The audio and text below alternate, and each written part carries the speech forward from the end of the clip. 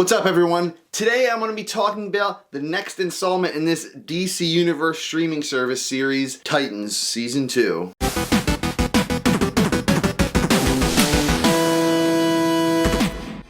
Alright, so Season 2's premiere feels more like the finale of Season 1 than the actual finale of Season 1 did. That thing with Trigon that they were setting up in Season 1 honestly should have been resolved in Season 1. It kind of just lingered on in the beginning of this season. Just in general, the premiere felt kind of odd. But after the leftovers from Season 1 get dealt with, this show gets a pretty good makeover. Starfire. People who are complaining about her ridiculous fur coat making her look like a 10-cent hooker, the obnoxious costume she had on, the weird curly poofy hair, all gone this season. She has a sleek new look, the hair is dope, the costume is not bad, it's not fully what we know from the original Titans cartoon, but it's definitely passable. They touch upon her cosmic backstory, people from her planet are actually looking for her, trying to track her down, and so much more. As for Raven, she's developing into more of the character we know and love from the cartoon series.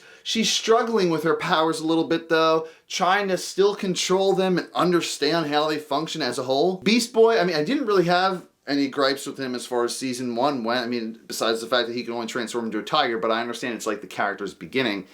In this season, the only thing that really changed about him is like the shirt he wears, the undershirt. I'll get into more about his character later though. Hawk, Dove, Wonder Girl, Jason Todd, all pretty much look the same as they did in Season 1. I didn't really have any gripes with them in that season, so I'm happy they didn't really change too much about them physically. Although one big thing is, we do get an actual costume for Wonder Girl in this season, and it looks pretty damn good. So what's going on in this season now? Well, after the aftermath of Season 1 is dealt with, we're brought back to Titans Tower. That's right, the Titans Tower, where Dick Grayson is training all these up-and-coming Titans. Beast Boy, Jason Todd, Raven. He's training these up-and-coming Titans to be their best selves. That is, until he crosses paths with a metahuman that's actually linked to the one and only Slade Wilson. That's right, Deathstroke. So, Deathstroke is this season's big bad, which is great because I know he's one of the more popular Titans villains.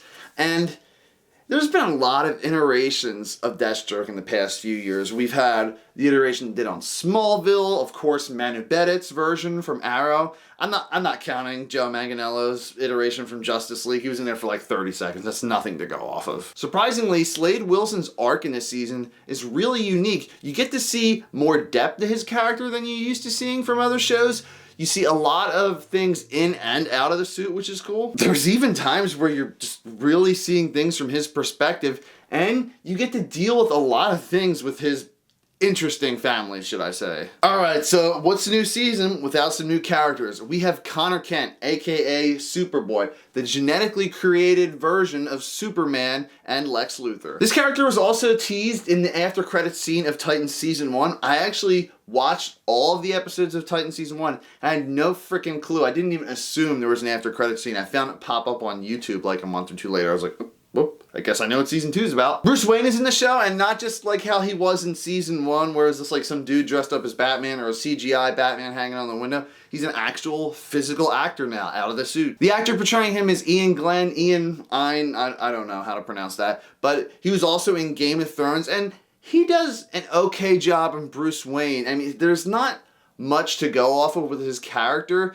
but I'm just kind of mixed. I don't feel like I've got to actually judge his performance. It's just a whatever thing to me. He's playing a version of Bruce Wayne who's tired and old, a little bit older than I would say Ben Affleck in the Batman vs. Superman and Justice League movies, but this version of him, it's hard, like I said, to go off of because Dick Grayson is having flashbacks with him, and there's certain scenes where he's like imagining Bruce Wayne's there, so I don't really know how the actual Bruce Wayne is. It's still very little to go off of, but yeah, like I said, it wasn't bad. Other characters introduced, and this is the best newcomer, Krypto the Superdog. That's right, Connor Kent's partner in crime. And surprisingly, it doesn't seem cheesy at all. A dog with most of Superman's powers. You would think like, what the hell, that's some cartoony shit. Dr. Light plays somewhat of a mini villain in this season.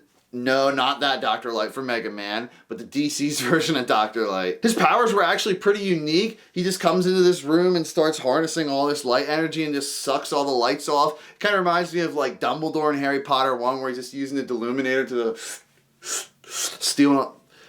It's cool. Other familiar Superman characters, Mercy Graves, Lionel Luthor are all in this season. Jericho is another newcomer who has one of the coolest powers I've actually seen. If he makes direct eye contact with you, he can actually take over your body and make you do whatever he wants. Such an obscure character, I've never heard of him, but he's one of my favorites now. A few other major characters are introduced, but I'll let you guys just find out for yourselves. Going forward, there will be some minor spoilers, but nothing too plot heavy. There's one thing I do have to get out of the way. For those who are reading all these different articles online that Dick Grayson and Wonder Girl from Titans are going to cross over into the Arrowverse of the Crisis on Infinite Earths crossover, I don't think that's happening.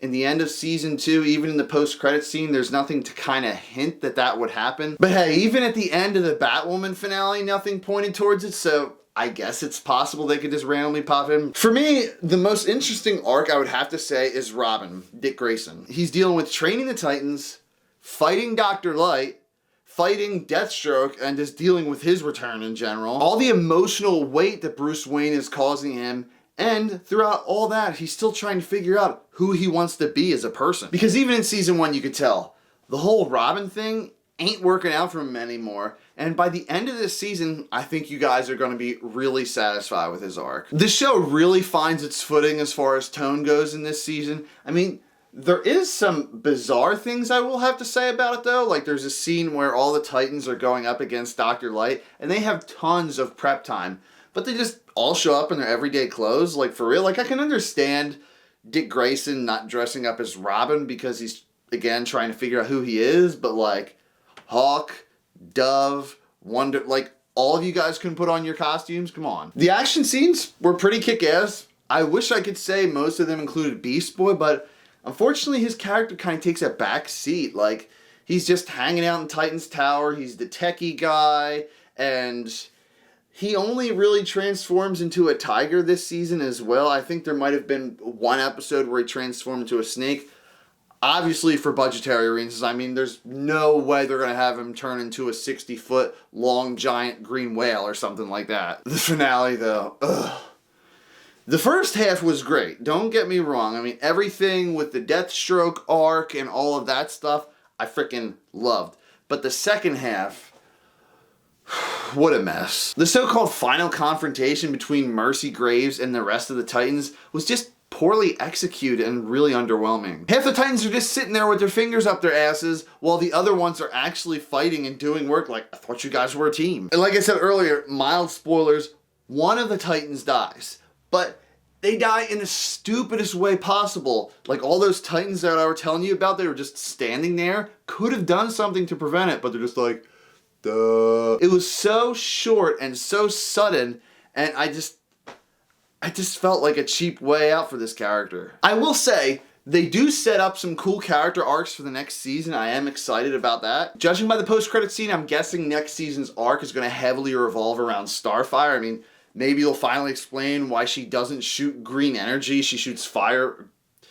Hopefully they resolve that. It's just dumb. In the end, Titan Season 2 is slightly better than Season 1, which I still like. There was good action, including a fantastic fight between Dick Grayson and Deathstroke. Character changes from Season 1 that were for the best. Mixed reaction to this new Bruce Wayne. Like I said, I still don't know how I feel about him. We got introduced to the Titans Tower, and a few negatives still leave us with a solid season. I'm really excited for what they set up for Season 3. Titans Season 2 gets an 8 out of 10.